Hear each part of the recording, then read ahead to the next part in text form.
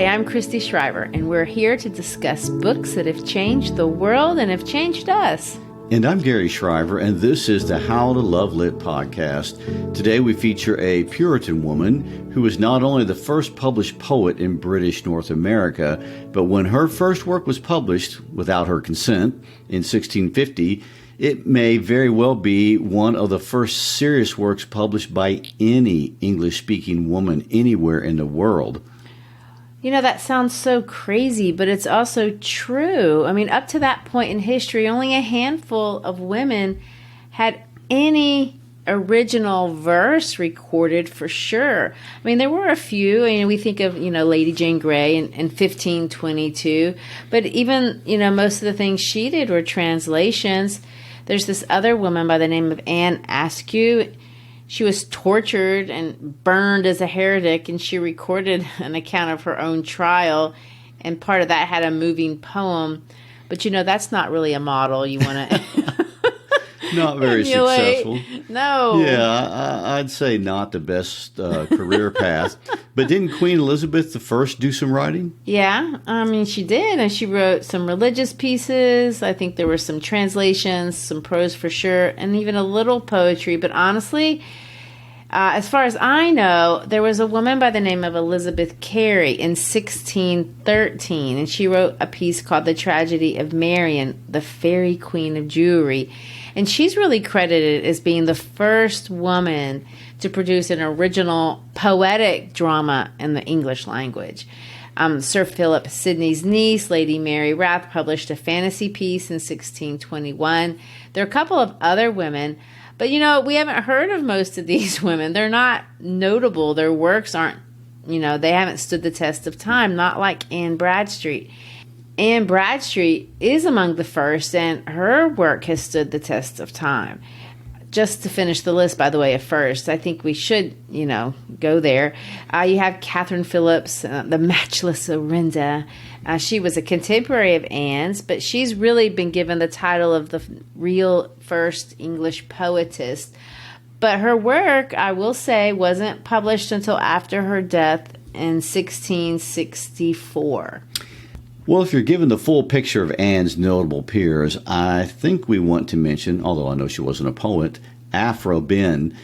She's notable for being the first woman to ever make a living as a writer. She was a playwright, often, of course, being a spy for Charles II, which is where I've heard of her. Well, yes, Behn is such a colorful character. She's certainly no Puritan, to say the least. In fact, it wasn't really until the 20th century that people started taking her work seriously. And not because it didn't have literary merit, but because, for a woman, it was quite vulgar and morally depraved. I think I read that term once. Ridiculous, considering what other things were being written at the time, but I won't rant. She might not even be remembered at all. I don't know. I mean, most people know of her from Virginia Woolf, who honored her in her famous work, A Room of One's Own. And let me quote Woolf here. All women together ought to let flowers fall upon the tomb of Aphra Behn, which is most scandalously, but rather appropriately, in Westminster Abbey. For it was she who earned them to write, to speak their minds. There's a shout out. I know we've gone a bit on a tangent, but I think we forget sometimes how long ago the 1600s actually were and how different the world was in so many ways. And for me, this is interesting because it makes Anne Bradstreet's personal story all that much more remarkable. Well, of course, I agree, even if you haven't heard of any of the names we just mentioned, and I, for sure, don't know these women. But when I think of this time period, I immediately remember that 1611 is when the King James Version of the Bible was published, if that helps create a little more historical context. Yeah, I guess that's a notable piece to include of the of the period. Some might have heard of it. Yeah. When we think of Anne Bradstreet and her place in history, I think it's important that she's included if we're going to be serious in understanding the chronology of American literature.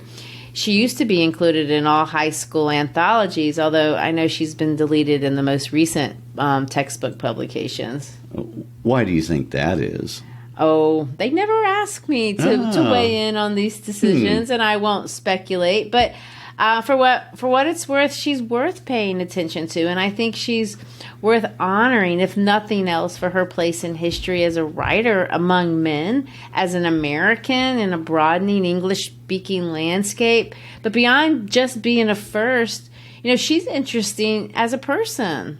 Gary, before we speak about her on a personal level, though, 1611, American continent, let's just drop in the history. Because she was a witness to some very historically significant events on this continent anyway. Sure. Well in England during this period, and we're talking the last half of the 1500s and the early part of the 1600s, the Protestants in England were divided. And now when we were discussing Swift, we talked about the differences between the Anglicans and the Catholics. And of course, we know that fight will continue for many, many more years. But just on the Protestant side, there was a division among the Protestants themselves. There were people in the Protestant church who thought the Anglicans were too close to the Catholics in their beliefs and in their practices, and they wanted a simpler form of Christianity based solely on the Bible and not on any kind of tradition. And they called themselves separatists or Puritan separatists. And a leader in this group was a lawyer by the name of John Winthrop. And Winthrop led the first large wave of Puritans from England to North America with this idea that they were going to live out a more pure Christian life in the New World. And Anne Bradstreet's father, Thomas Dudley, and Anne's husband were in this group of Puritans who decided to follow this path. In 1630, Winthrop and the Dudleys, along with around 700 other Puritans, set out for the New World. And remember, though, that they were not the first Europeans to do this. They weren't even the first English or even really the first Puritans. There were many others who had come before with varying degrees of success to try life in the New World. And, then that was to the chagrin of the Native American population, as we know, who were not immune to European bacteria and viruses and were hit with incredible epidemics of diseases, including smallpox. That was a disease that almost killed Anne Dudley before she even left home. And over 20 million Americans or Native Americans, or 95% of the native population, would be wiped out within just a few years. I mean, it's really hard to imagine this clash. Oh, it's incredibly sad. And of course, something probably no one at the time even clearly understood. I mean, war is easy to see. I don't know that disease would be, but I would like to interject a thought here. This is a couple hundred years before the idea of germ theory even existed. True. So how could you even know? Well, true. And the entire colonial experience in America was very different. This I do know than colonialism in other parts of the Americas. I know we've discussed this in other episodes. We talked about it when we were talking about Brazil. I mean, most explorers or colonial settlers were nothing but, venture capitalists. We forget that. We think of the first European settlers in America as being Puritans. But, that's just not right, is it? No, it is not. Not by any means. In fact, Winthrop's crew came into severe conflicts to the point that they had problems with other settlers who were already there that weren't Puritans. I mean, Roger Williams and Anne Hutchinson are just a couple of names that stand out as founders of other colonies and ideologies that had serious conflicts with Winthrop's crew. And there are reasons why, though, that this particular group stands out among the rest. The first being is that they possessed, in large part due to their religion, the discipline that allowed them to survive on the frontier. And we can never forget they're living on a frontier. That is absolutely essential to understand. The Roanoke colony in the 1580s completely failed. Jamestown lost 80% of its population. The Popham colony in Maine only made it 14 months before it was abandoned. I mean, the New World was harsh, and it was going to take a harsh people to really survive. But another reason, and it's an equally important reason, the Puritans were highly literate as compared to earlier groups like the Pilgrims. I would go as far as to say there was no other community with such a vast biblical as well as classical base of knowledge. I mean, they read and produced Bible commentaries. They started the Boston Latin School in 1635. Harvard was established by 1638. It had a printing press. Think about that in the New Wilderness. In fact, the New World would not get a second printing press until 1659, when Harvard got its second printing press. Students learned to write and speak in Latin, and let me put that in perspective for you. Winthrop Bradstreet and her father didn't even immigrate to the New World until 1630, and the Massachusetts Bay Colony had 2 schools within the decade. Maybe this is just because we just finished doing our series on Gulliver's Travels, but to me, the Puritans come as close as humanly possible to Wyndham's. Oh, my goodness. In Voyage 4, they're serious, they're well-ordered, they're disciplined. I don't want to hang out with them. Sorry, Gulliver, but there is something to recommend. Well, that's true. And they do get a bad rap, and part of it's deserved, but I want to defend the Puritans here for a moment, okay. And for a couple of reasons. First, most of us get our impression of the Puritans from the Crucible or the Scarlet Letter, and those 2 pieces are designed to be critical. They also are informed by the Salem witch trials. Remember that Nathaniel Hawthorne had an ancestor that was one of the judges. We wouldn't want all of America today to be expressed by a single hate crime, which is true. What that was. And it's just not a fair representation of the group as a whole. And of course, there were fanatics, and Winthrop himself was an extreme person. There's no doubt about that. But there was actually a wide range of views within the Puritan group. The structure of civil as well as church government was flexible enough to accommodate really a lot of contradictory stances, and it wouldn't have survived if it hadn't, truly. Even Anne Bradstreet herself is an expression of that. There is a lot of her poetry that talks about her struggle with atheism at times.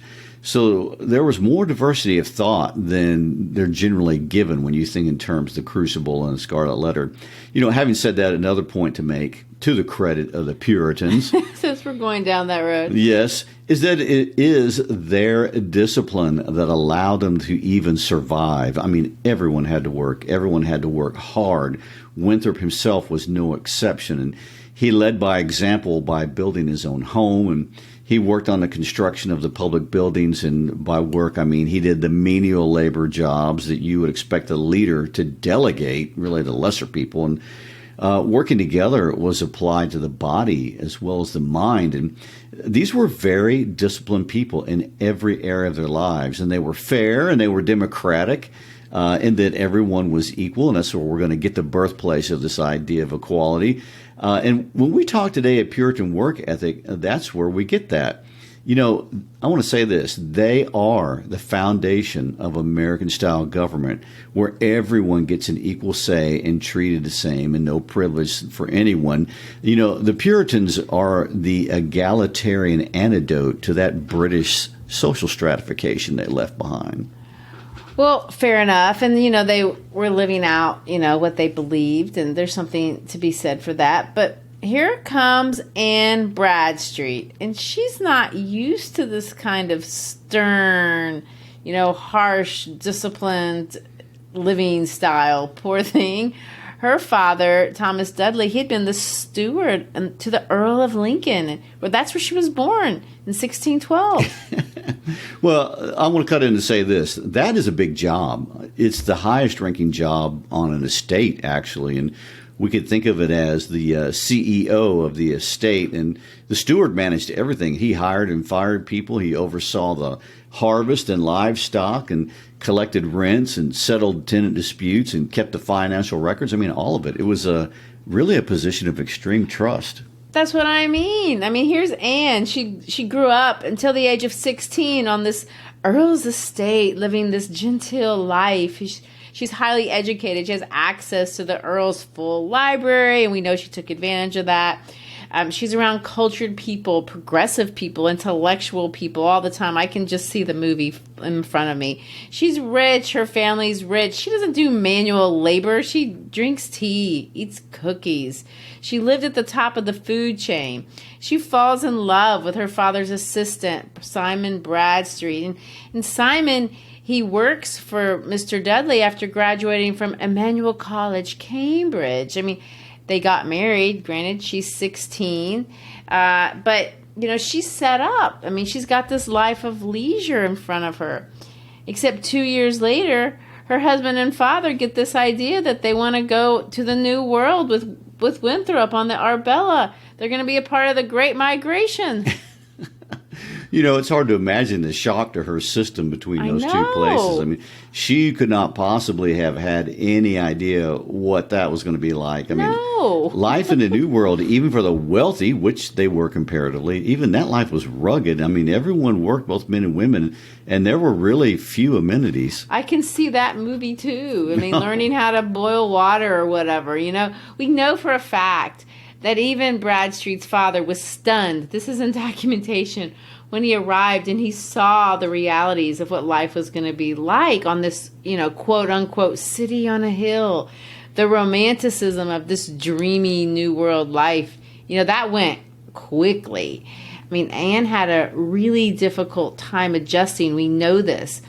And even though, it's not very Puritan to complain, she expressed later in her life, she wrote some memoirs, and I want to quote her. She said this, and you remember this is coming from someone who's trying to understate things.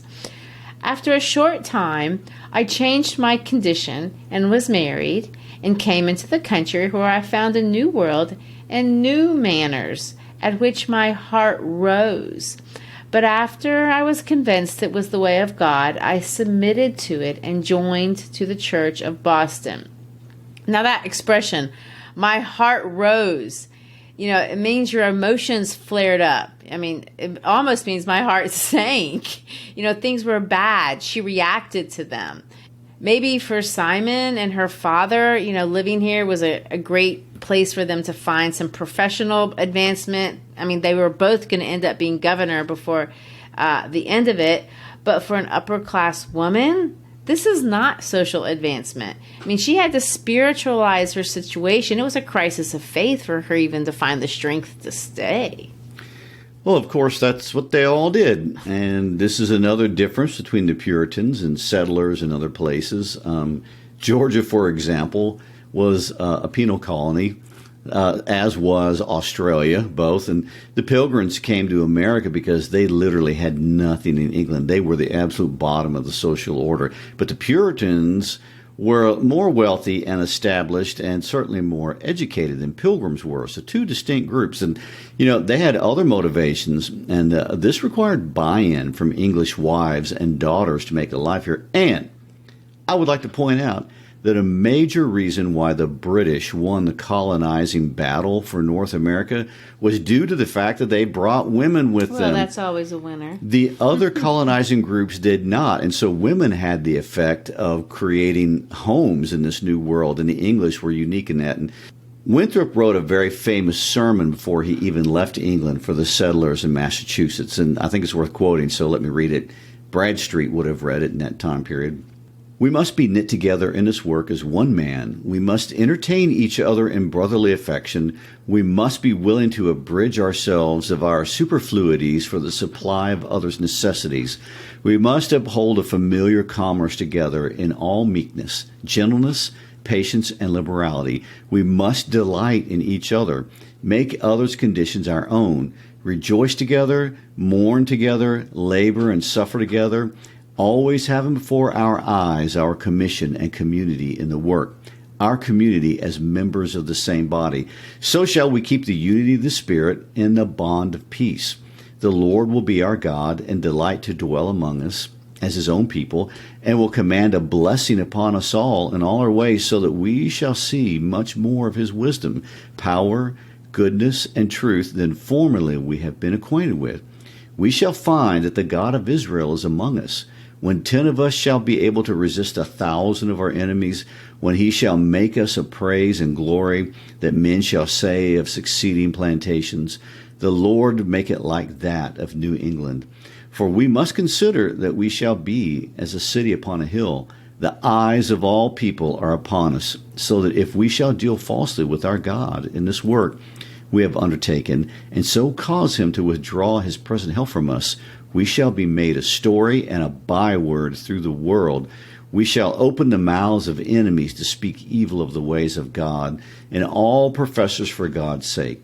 We shall shame the faces of many of God's worthy servants, and cause their prayers to be turned into curses upon us, till we be consumed out of the good land whither we are going.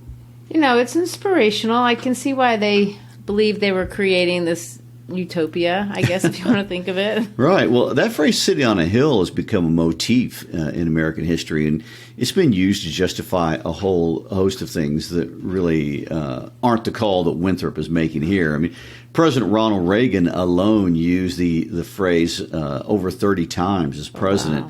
Wow. John F. Kennedy was famous for using it.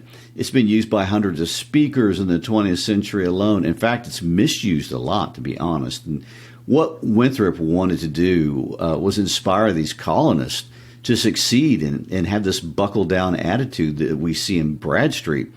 Okay, God wants me here, so I better make the most of it. In fact, everyone is watching me. I better not fail. Winthrop wasn't even a preacher. He was a politician.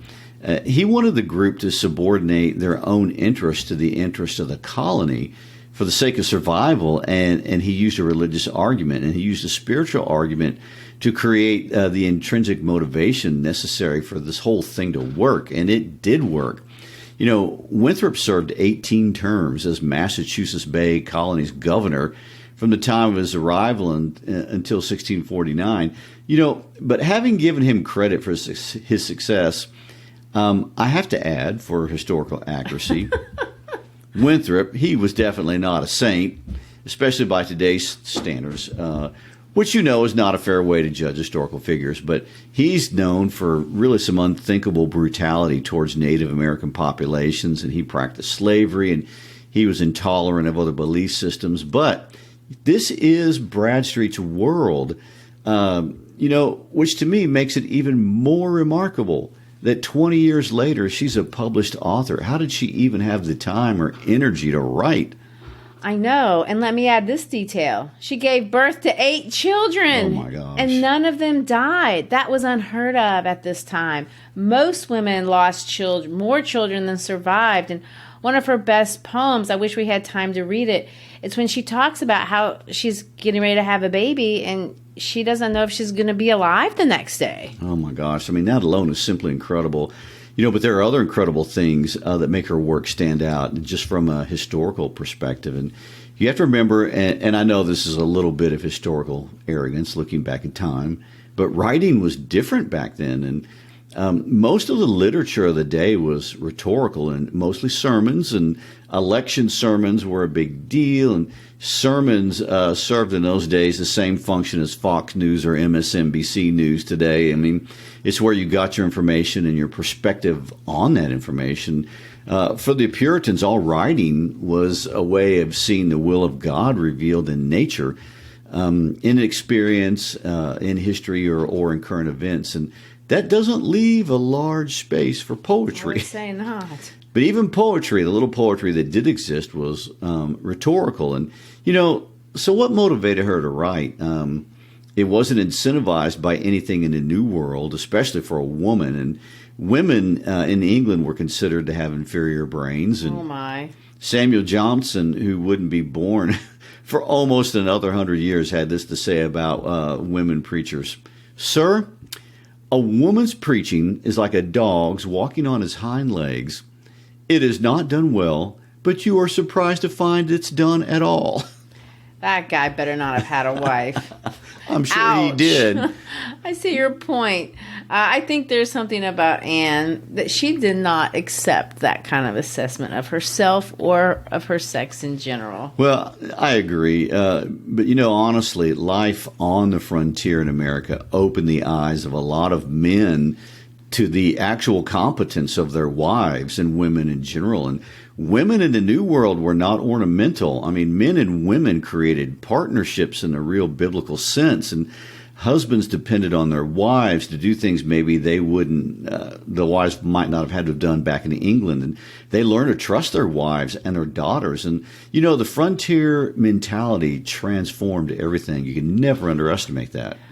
Well, if there is a bright side for such a difficult path, that's it. The Bradstreets, and Anne in particular, for sure are devoted Puritans. The biblical values, as interpreted by their community, are truly her values. She's not rebellious. It's subversive in her feminism. That you just can't make a case for that. It's clear that Anne didn't accept this medieval women prevalent on both sides of the oceans, that women are mentally inferior or morally degraded, but Puritanism is definitely her world view. She literally and rhetorically made choices to not write about the new world. For one thing, she didn't write about her life. She wrote about some of it, and we'll quote some of it, but that's not what she's trying to do in her work. She's not writing about everyday life or her experiences in this place. That is to the chagrin of the historians who would have loved to see her perspective on the household and that sort of thing. I know. She doesn't talk about the household in New Zealand. And you know what I find disappointing? She doesn't talk about the politics. I would have loved to have known a woman's perspective on what was going on at the time. I mean, her father was a governor. Her husband would be a governor. They were political people. I'm sure she had to have an opinion on Anne Hutchinson and some of that craziness. But she doesn't write about any of that.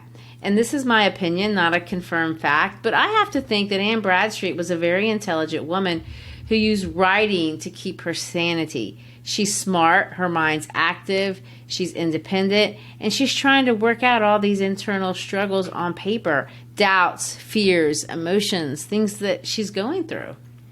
It's interesting to me that she didn't write about New England. She wrote about Old England, but she wrote about Queen Elizabeth and how she admired who she was for furthering the emancipation of women, and she wrote about the ancients. I know, but you know what she liked to write about most? She wrote about being in love with her husband. That's unusual in an era like this. I mean, people didn't even get married for love back then. And if you think about even today, our music poetry, we write about falling in love, maybe unrequited love, losing love. But who talks about long-term relationships in poetry? That's a good point. I will add, if you read between the lines, and you must, especially if you are reading something written by a Puritan, because they were going to be discreet, it seems the Bradstreets had a pretty passionate relationship. Oh, I totally agree with that. And that's nice, especially when we contrast that from our current impression of who Puritans were as these stern people. Well, it's definitely true of Hawthorne, but of course we have to remember even Hawthorne was writing 200 years after the fact and with an axe to grind. So, Bradstreet's story defies that stereotype, starting with the amazing story of how her book got published. I agree. So here's the story. In 1647, John Woodridge, Anne's brother-in-law, who was the Puritan minister there in their community, took her book of poetry with him when he went back to England. Without her knowledge or permission, he published it, and he introduced her work with this very sweet but basically justification. He writes a disclaimer for printing something by a woman. Gary, let's read these lines written by Mercy Bradstreet Woodridge's husband, the Reverend John Woodruff, upon publishing her book. This is not going to go well, is it? Of course. And we quote, "It is the work of a woman, honored and esteemed where she lives, for her gracious demeanor, her eminent parts, her pious conversations, her courteous disposition, her exact diligence in her place, and discreet manage of her family occasions, and more than so, these poems are the fruit but of some few hours curtained from her sleep and other refreshment. I fear the displeasure of no person in the publishing of these poems but the author, without whose knowledge, and contrary to her expectation, I have presumed to bring to the public view what she resolved in such a manner should never see the sun. But I found that diverse had gotten some scattered papers, affected them well, were likely to have sent forth broken pieces to the author's prejudice, which I thought to prevent, as well as to the pleasure those that earnestly desired the view of the whole." There's no way that he did this without her husband's consent or her father's knowledge. That just wouldn't have happened. He also wrote a poem about her, and he says this: "To my dear sister, the author of these poems, there needs no painting to that comely face, that in its native beauty hath such grace. If women I with women may compare, your works are solid, others weak as air. What you have done, the sun shall witness bear, that for a woman's work 'tis very rare. And if the 9 vouchsafe the 10th a place, I think they rightly may yield you that grace." Now that's, I know, a little cheesy, but what he's trying to say, remember, in Greek mythology, there's 9 muses, and the muses are considered the source of inspiration for art, literature, and science. Reverend Woodridge titled Anne's book, "The 10th Muse, lately sprung up in America by a gentlewoman in those parts." And that's all. He did not put her name on it. Do you think it was really anonymous? I mean, how does that happen? Well, I think it really was, and I'll tell you why. Let me point out a couple of things about this preface. Woodruff really justifies the fact that Anne had time to write. He's defending Anne against critical spirits, and we know that people attacked her. He wanted to clarify that this only took a few hours, and those were hours she would have been sleeping. He doesn't want anyone to claim that Anne was not doing her fair share of the work in the colonies, as those hussy women, that's Hawthorne's term. The mean girls would be insanely jealous and were cruel, and we know this. He emphasizes heavily that she's a respected woman, that she's a good woman. Secondly, we know that between the first and second edition, Anne got a hold of this book, and she made tons of edits. It comes across to me that after it was printed, she went back over every single word. She revisited everything. There's lots of differences between what you would see between maybe a first draft and a second draft, except these are 2 actual editions. They're significant in their edits, and there's not, in the second edition, there's only a few poems, I think like 5, that weren't in the first edition. I want to point out that the second edition didn't even get published until after she'd been dead, 6 years, and it was printed not in England but in Boston. The poem that I want to read, to me, supports this view. It's a poem that she wrote about how she felt about her work getting published, and it's called An Author to Her Work, and I want to read it, and you'll see what I'm talking about. "Thou ill-formed offspring of my feeble brain, who after birth didst by my side remain, till snatched from thence by friends less wise than true, who thee abroad exposed to public view, made thee in rags, halfling to the press to trudge, where errors were not lessened, all may judge. At thy return my blushing was not small, my rambling brat in print should mother call. I cast thee by as one unfit for light, thy visage was so irksome in my sight. Yet, being mine own, at length affection would thy blemishes amend. If so I could, I washed thy face, but more defects I saw, and rubbing off a spot, still made a flaw. I stretched thy joints to make thee even feet, yet still thou runnest more hobbling than is meet.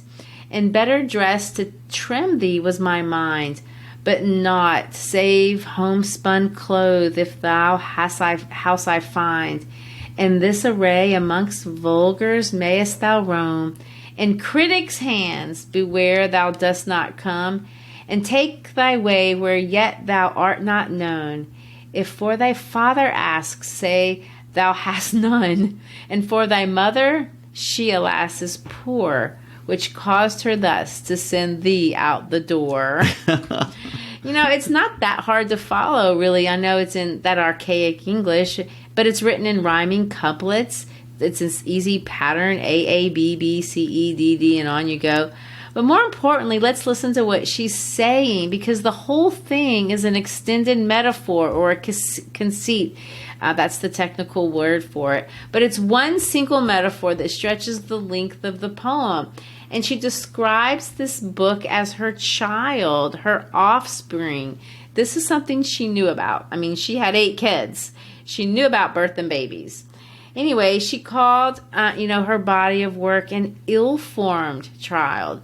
She says that after it was born, it was snatched by friends, less wise than true. In other words, they're good friends. I love them, but I'm not sure they're very wise. They exposed her work to the public without her really going through it. She knew that the public would see errors. She saw them and it opened her up to judgment. She calls the book a rambling brat. She said it's unfit for the light. It's irksome in her sight. It's annoying. Then she goes on to say, having said that, for all its flaws, it's my brat. It's my responsibility, and I want to fix its blemishes. She says, I washes its face, but every time I do, I see more defects. And the metaphor goes on. She talks about stretching the joints to try to make the feet even, and feet as in meter, but feet as in her metaphor. She says she puts on homespun clothes. Then she says she's a poor mom, but it's out the door. There it is. So there's a lot of humility here. Maybe she's a little embarrassed. Maybe she's nervous about what she's put out into the world. I mean, I remember feeling that way when we did our first podcast. Next week we're going to replay the Scarlet Letter. I'll never forget the first week we put that out there. I was just so sure. We had no listeners, but I was sure we were going to have a listener that was going to email and tell us how stupid we were.